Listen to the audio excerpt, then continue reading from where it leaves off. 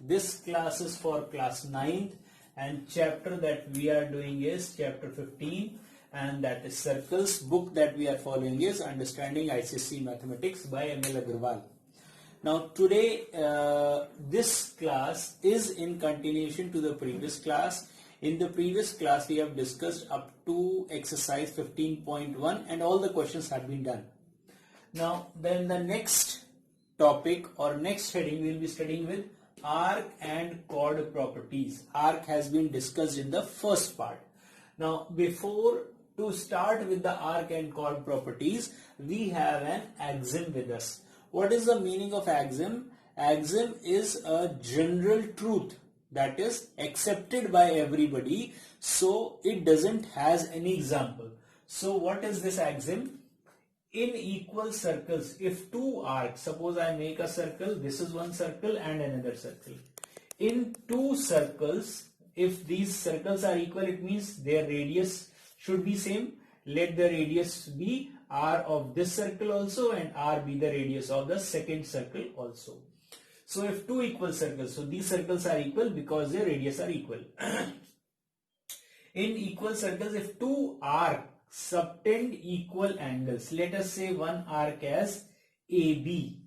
AB is one arc. What is the meaning of arc? Or arc is defined as, arc is a continuous piece of circles. So from A to B or B to A, this is an arc. That is something other, that it is a minor arc or a major arc. That is a different concept. But AB is an arc. Similarly, I say CD is an arc. If two arcs subtend equal angles at the centers, let the center of first circle be O and second circle be O dash. And if these arcs make equal angle, means this angle and this angle. If angle AOB is equal to angle CO-D, if, what do they say? If two arcs subtend equal angles at the center, then they are equal. They stands for arcs. If these arcs subtend equal angle at the center, if this and this angle, angle AOB and angle CO-D are equal, then arc AB is equal to arc CD. This we need to remember. This is an axiom. This, while solving the questions of arc and chord, this has to be in your mind always, because from this only we will derive or we will prove some theorems. So now we move on to the theorems, but before I need to make you to understand what do they say. In equal circles, there are two equal circles. In equal circles, if two arcs make equal angles at the center, then arcs are equal. This is the axiom. So now we move on to the theorem that we need to prove. So let's move on to the theorem. Now we start with the theorem. So first theorem is, in equal circles, equal chords cut off equal arcs. What does it mean? That two circles are given in equal circles and these two circles are same or congruent or their radius is equal. So I'm writing R in center and R stands for radius of both these circles are equal. Means radius of this circle is also R, first circle is also R, and radius of second circle is also R. In equal circles, equal chords. Now chords, so I have marked PQ. So I am joining PQ and I have marked XY as the chord on the other circle. So XY. Equal chords means it is given that PQ is equal to XY. This and this are equal. In equal circles, equal chords cut off equal arcs. What you have to prove? That arc PQ and arc XY is equal. So I am writing directly to prove. I am not writing what is given and all because that has been explained. We have to prove that arc PQ is equal to arc XY Now just now we have studied that in equal circles the equal arcs subtend equal angles at the center. So it means if I prove that angle POQ and XO-Y angles joining this OP and OQ and O-X and O-Y.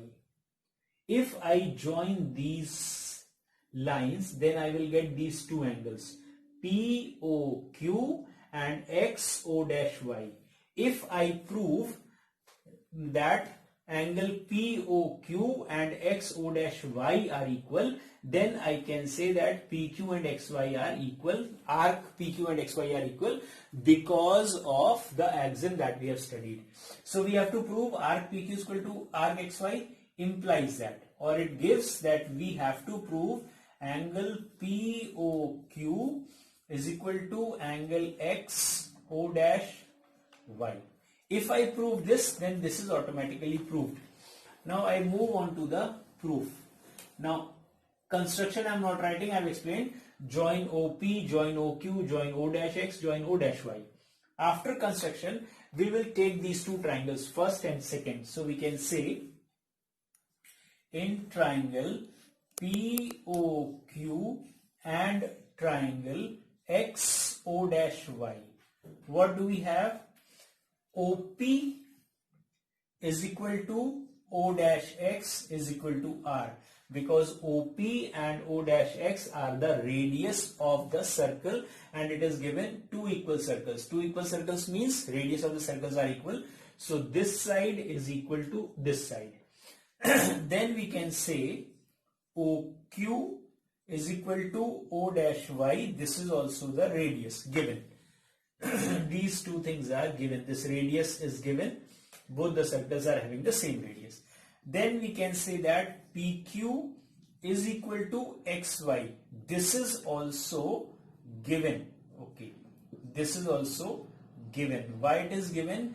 Because they say equal chords. Now equal chords. So PQ is a chord and XY is a chord. So chords are equal. So we can say that triangle POQ is congruent to triangle XO-Y. By which rule? SSS congruency rule. Side congruency rule. These two triangles are congruent. If these two triangles are congruent, then all the 6 elements of first triangle is equal to the corresponding 6 elements of second triangle. So we can say implies that angle POQ is equal to angle XO-Y by CPCT. Now if angles are equal, which implies that arc PQ is equal to arc XY, because POQ angle is made by this arc PQ, this arc, and XO-Y angle is made by XY arc, this arc. So according to this, or according to the axiom that we have studied just now, we can say that arc PQ is equal to arc XY. So this is the proof of the first theorem, and we have one more theorem that is simply the converse of it. What do they say? In equal circles, if two arcs are equal, then their chords are equal. Now in place of chord, it is given in two equal circles, if arcs are equal. Okay, I'll rub it out and then I will be explaining it to you. Now next, in this theorem, they say that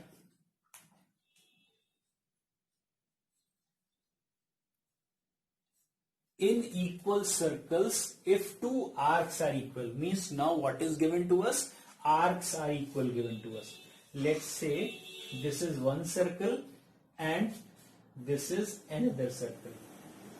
Now in these two circles, both of them have the same radius, say R.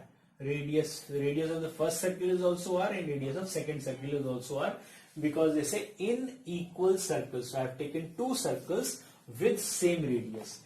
In first, the center is marked as O, and in the second, the center is marked as O dash. Now in equal circles, if two arcs are equal, there are two arcs that are equal, means let's say PQ and let us say XY. two arcs are equal means that these arcs which are subtending the angles at the center. PQ arc is subtending any angle at the center. Similarly, XY arc is subtending any angle at the center O dash. So if arcs are equal, it means that angles made by these arcs at the center is also equal. So what we'll do, we'll join OP, OQ and PQ. Similarly, we will join O dash X, O dash Y and XY. We will join. Now, it means that this angle and this angle is equal. It is given. What it is given? Arc PQ is equal to arc XY. It is given, which implies that angle POQ is equal to angle XO dash Y. This is our main part which is given. In equal circles, if two arcs are equal, then their chords are also equal. We have to prove that this PQ is equal to XY. So I am writing to prove. What we have to prove? PQ chord is equal to XY chord. So construction is join OP, OQ, PQ and O dash X, O dash Y and XY. This is the construction. Now I'll move on to the proof. What is the proof? Again we will consider these triangles, triangle POQ and triangle XO-Y. In these two triangles we can say PO is equal to O-X because it is R given. Similarly OQ is equal to O-Y is equal to R given, and angle POQ is equal to angle XO-Y, and this is also given. Where it is given? Here it is given. POQ is equal to XO-Y, XO-Y. Why and why this is equal? Because it is said that arc PQ is equal to arc XY. So when arc PQ and arc XY are equal, then the angles made by them on the center are equal. So we have written POQ is equal to XO-Y. Now side angle side, side angle side. So we can say that triangle POQ is congruent to triangle XO-Y by side angle side congruency. Now if the triangles are congruent, then we can say all the 6 elements of first is equal to the corresponding 6 elements of the second. So PQ will be equal to XY. Implies that PQ is equal to XY chord by CPCT, and that is the proof. Hence proved. So hence proved. Now it means that in this, with the end of this theorem, we have finished all the theorems that are supposed to be known by you. Now we move on to the exercise 15.2. I think there are very few questions. Hardly 4 questions are there. So I'll be trying to finish it in this only. Now we have started with exercise 15.2. First question I am not solving. It is already tick mark sort of question, so this I am not taking. I am starting with the second question, and they say A and B are the points on a circle with center O. This is a circle drawn with center O. A and B are the points on the circle. On the circle means on the circumference of the circle. C is a point on the circle such that OC bisects AOB. Now C can be taken here or anywhere, such that OC bisects angle AOB. Bisects means dividing it into two equal parts. It means what is given to us, given is angle AOC is equal to angle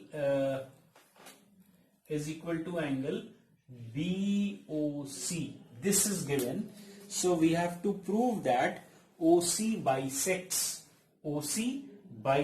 chord AB. What we have to prove?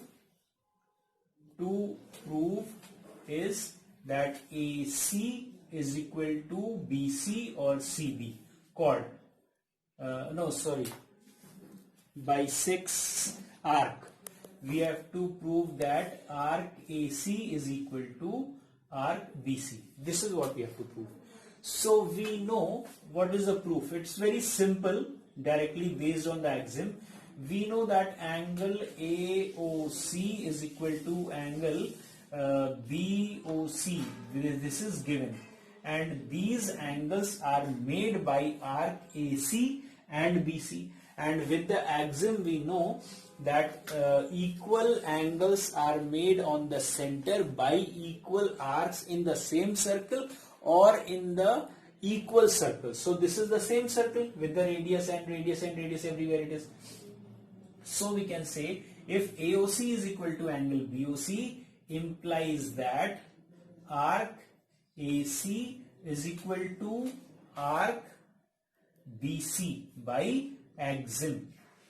No need to write, but I am writing so that you may understand it. So that is the proof of the, or that is the solution of this question. Now we move on to the next one. Now next question is question number 4. In this it is given, the diagram is already given in the textbook. They say in the joining figure, two chords AB and CD of a circle intersect at P. So I have drawn two chords AB and CD chord, and they are intersecting each other at point P. Chords are straight lines and arc are continuous piece of circle. Don't get confused between chord and arc. So they say that AB is equal to CD. AB is equal to CD stands for chord AB is equal to chord CD. Means this length of AB is equal to length of CD. And then they say prove that arc AD, this portion, this arc AD is equal to arc BC. You have to prove that these two arcs are equal. This and this, these two arcs are equal. Now we know that if the chords are equal, then their arcs will also be equal. Means this AB chord is equal to CD chord. So we can say arc ADB and arc CBD are also equal. Means we can say that since chord AB is equal to chord CD, therefore arc ADB is equal to arc CBD. Why? Because whatever angle this chord will be making at the center, same this chord will also be making at the center. So when these two angles are equal, then obviously their arcs will be equal. This arc and this arc will be equal. So no need to go into that one depth. Now when arc ADB and CBD are equal, if we subtract or add some common thing between two common things, so if I say 10 is equal to 10 and I add 2 to both, so it will be 12 is equal to 12, means result will be same. Or if I say 10 is equal to 10 and 2 is equal to 2 and I subtract them, so 8 will be equal to 8. In this case result is same. So same thing what we can see that this DB part is common in CBD and in ADB. So if I subtract this much portion, because these two are equal, so what I can say, arc ADB minus arc ADB minus DB will be equal to arc CBD minus arc BD. DB because I am moving like this and BD because I am moving like this. So arc ADB minus DB will be left with arc AD. So we can say arc AD is equal to arc CBD minus BD will be arc CB is equal to arc CB, and that is your proof. Hence proved. So this finishes with this question. We have finished chapter 15, and in case if there is any problem, you can contact me on my number. And now the next chapter that we will be starting will be your coordinate geometry. The next topic that we are going to take is coordinate geometry. So please watch this properly, because this is going to come in class 10th. I am repeating again and again.